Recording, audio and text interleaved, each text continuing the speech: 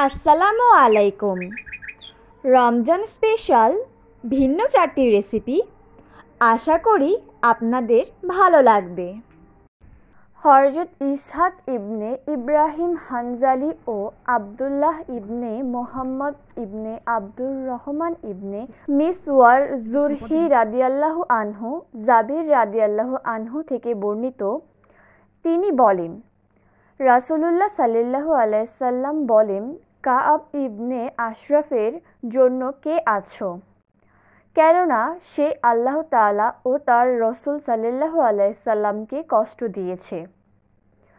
তখন মুহাম্মদ ইবনে মাসলামা রাদিয়াল্লাহু আনহু বলেন, ইয়া রাসূলুল্লাহ, আপনি কি চান যে আমি তাকে হত্যা করি?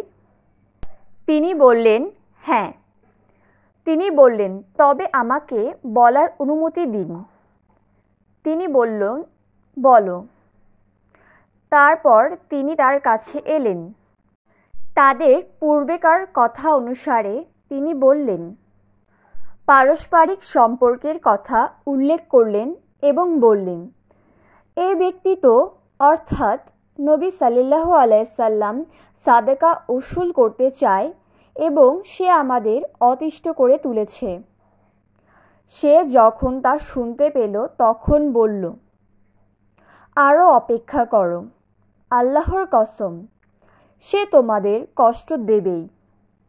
তখন তিনি বললেন, আমরা সবেমাত্র তার অনুসারী হয়েছি, তাই ব্যাপারটা শেষ পর্যন্ত কোথায় গিয়ে গড়ায় তা না দেখে এ মুহূর্তেই তাকে ত্যাগ করাটাও সমীচীন মনে করছি না। এখন আমি চাই তুমি আমাকে কিছু ধার দাও। সে বলল, তুমি আমার কাছে কি বন্ধক রাখবে? তিনি বললেন, তুমি কি চাও? সে বলল, তোমাদের রমণীদের আমার কাছে বন্ধক রাখো। তিনি বললেন, তুমি হলে আরবের সবচাইতে সুন্দর পুরুষ, তোমার কাছে কি বন্ধক রাখবো আমাদের রমণীদের? তখন সে বলল, তাহলে তোমাদের সন্তানদের আমার কাছে বন্ধক রাখো। জবাবে তিনি বললেন, আমাদের কারো সন্তানকে এ বলে গালি দেওয়া হবে যে তাকে মাত্র 2 ওসাক, যা কিনা 5 মণ 2.5 সের পরিমাণ খেজুরের বিনিময়ে বন্ধক রাখা হয়েছিল। আমরা বরং তোমার কাছে যুদ্ধাস্ত্র বন্ধক রাখব। সে বলল, ঠিক আছে। তখন তার সাথে ওয়াদাবদ্ধ হলেন যে হারিস, আবু ইবনে জাবর ও আব্বাস ইবনে বিশর সহ তার কাছে আসবেন। তারপর রাতের বেলা তারা তার কাছে আসলেন এবং তাকে ডাকলেন। সে তাদের কাছে নেমে এলো। রাবি সুফিয়ান রাদিয়াল্লাহু বলেন, রাবি আমর ব্যতীত অন্য রাবি বলেন, তখন তার স্ত্রী তাকে বলল, আমি এমন একটি আওয়াজ শুনতে পাচ্ছি, তা যেন খুনের স্বর। সে বলল, এ হচ্ছে মুহাম্মদ আর তার দুধ ভাইয়ের আবু নায়লা। সম্ভ্রান্ত লোককে যদি রাতের বেলা বর্ষার মুখে ডাকা হয়, তবুও সে ডাকে, সে সাড়া দেয়। মুহাম্মদ তার সঙ্গীদের বললেন, সে যখন আসবে তখন আমি তার শির লক্ষ্য করে আমার হাত বাড়াবো। যখন আমি তা ভালো মতো ধরে নেব তখন তোমরা তোমাদের কাজ সেরে নেবে। তিনি বলেন, তারপর সে গায়ের চাদর জড়িয়ে নিচে নেমে এলো। তারা বললেন, আমরা তোমার নিকট থেকে অতি সুঘ্রাণ পাচ্ছি। সে বলল, হ্যাঁ, আমার স্ত্রী অমুক হচ্ছেন আরবের সর্বাধিক সুগন্ধ পছন্দ মহিলা। তখন তিনি বললেন, আমাকে তা থেকে একটু সুবাস নিতে অনুমতি দিবেন? তখন সে বলল, হ্যাঁ। তখন তিনি তার মাথা শুকলেন, তারপর আবারও শুকলেন। এরপর পুনরায় বললেন, আমাকে কি আবারও একটু ঘ্রাণ নিতে দেবেন? একথা বলে তিনি তার মাথা শক্ত করে ধরে সাথীদের বললেন, তোমরা সেরে ফেলো। তিনি বলেন, তখন তারা তাকে হত্যা করে ফেলল। আসসালামু আলাইকুম। আজকে আমি আপনাদের জন্য তৈরি করব হাতে কাটা সেমাই পিঠা বা সই পিঠা। আশা করি রেসিপিটি আপনাদের ভালো লাগবে। হযরত আবু হুরায়রা রাদিয়াল্লাহু আনহু থেকে বর্ণিত, মহান আল্লাহর বাণী, আসমান ও জমিনে যত কিছু আছে সমস্ত আল্লাহর। তোমাদের মনের অভ্যন্তরে যা আছে তা প্রকাশ করো কিংবা গোপন রাখো, আল্লাহ তোমাদের কাছ থেকে তার হিসাব গ্রহণ করবেন এবং যাকে ইচ্ছা তিনি ক্ষমা করবেন, যাকে ইচ্ছা শাস্তি দেবেন। আল্লাহ সর্ববিষয়ে সর্বশক্তিমান। এ আয়াত নাজিল হলে বিষয়টি সাহাবীদের কাছে খুব কঠিন মনে হলো। তাই সবাই রাসূলুল্লাহ সাল্লাল্লাহু আলাইহি সাল্লামের কাছে আসলেন এবং হাঁটু গেড়ে বসে বললেন, হে আল্লাহর রাসূল, নামাজ, রোজা, জিহাদ, সাদকা প্রভৃতি যে সমস্ত আমল আমাদের সামর্থ্য অনুযায়ী ছিল, এ যাবৎ আমাদেরকে সেগুলোর নির্দেশ দেওয়া হয়েছে। বর্তমানে এ আয়াত নাজিল হয়েছে। এই বিষয়টি তো আমাদের ক্ষমতার বাহিরে। রাসূলুল্লাহ সাল্লাল্লাহু আলাইহি সাল্লাম বললেন, আহলে কিতাব ইহুদি ও খ্রিস্টানদের মতো তোমরাও কি এমন কথা বলবে যে শুনলাম কিন্তু মানলাম না? বরং তোমরা বলো, শুনলাম ও মানলাম। হে আমাদের প্রতিপালক, আমরা তোমার কাছে ক্ষমা প্রার্থনা করি আর তুমি আমাদের শেষ প্রত্যাবর্তন স্থল। রাসূলুল্লাহ সাল্লাল্লাহু আলাইহি সাল্লাম এ নির্দেশ শুনে সাহাবা কিরাম বলেন, আমরা শুনেছি ও মেনেছি। হে আমাদের প্রতিপালক, আমরা তোমার কাছে ক্ষমা প্রার্থনা করছি, তুমি আমাদের শেষ প্রত্যাবর্তন স্থল।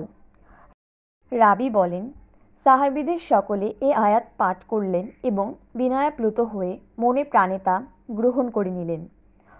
অনন্তর আল্লাহ তাআলা এ আয়াত নাজিল করেন, রাসূল তার প্রতিপালকের পক্ষ হতে যা অবতীর্ণ হয়েছে তাতে তিনি ঈমান আনয়ন করেছেন এবং মুমিনগণও। তাদের সকলে আল্লাহতে, তার ফেরেশতাগণে, তার কিতাবসমূহে এবং রাসূলগণে ঈমান আনয়ন করেছে। তারা বলে, আমরা রাসূলগণের মধ্যে কোনো তারতম্য করি না। তারা বলে, আমরা শুনলাম এবং মানলাম।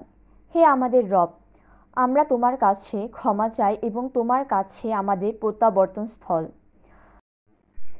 যখন তারা সর্বতোভাবে আনুগত্য জ্ঞাপন করলেন, তখন আল্লাহ তাআলার উক্ত আয়াতের হুকুম রহিত করে নাজিল করলেন, আল্লাহ কারো ওপর এমন কোনো কষ্টদায়ক দায় দায়িত্ব অর্পণ করেন না যা তার জন্য সাধ্যাতীত।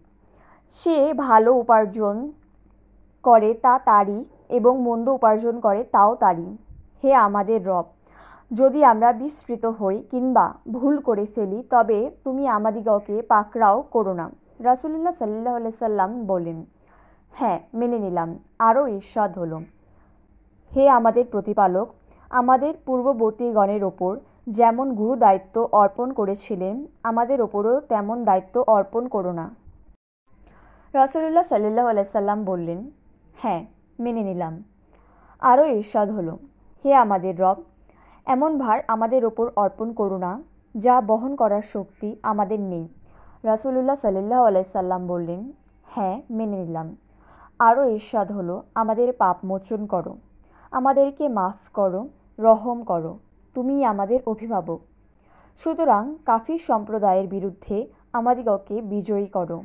রাসূলুল্লাহ সাল্লাল্লাহু আলাইহি সাল্লাম বললেন, হ্যাঁ মেনে নিলাম। হযরত আবু বকর রাদিয়াল্লাহু আনহুর সূত্রে নবী সাল্লাল্লাহু আলাইহি সাল্লাম থেকে বর্ণিত, তিনি বলেছেন, সময় আবর্তিত হয়ে পূর্বাবস্থায় ফিরে এসেছে, যে অবস্থায় আল্লাহ তাআলা আকাশসমূহ ও পৃথিবী সৃষ্টি করেছিলেন। 1 বছর হয় 12 মাসে, তন্মধ্যে 4টি নিষিদ্ধ মাস, অর্থাৎ তাতে যুদ্ধ বিগ্রহ করা হারাম।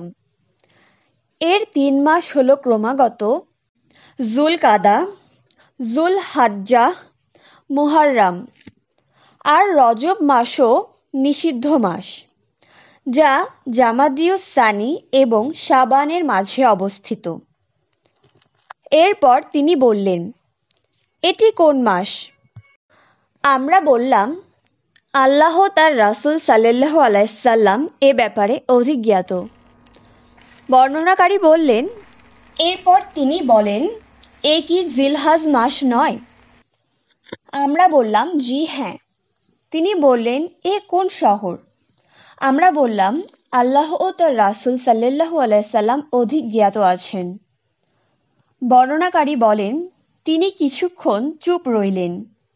এতে আমরা ধারণা করলাম যে তিনি হয়তো এর অপর কোনো নাম রাখবেন। তিনি বলেন, এ কি মক্কানগর নয়? আমরা বললাম, জি হ্যাঁ। তিনি বললেন, এ কোন দিন? আমরা বললাম, আল্লাহ ও তার রাসূল সাল্লাল্লাহু আলাইহি সাল্লাম অধিক জ্ঞাত। বর্ণনাকারী বলেন, এরপর তিনি কিছুক্ষণ চুপ রইলেন। এতে আমরা ধারণা করলাম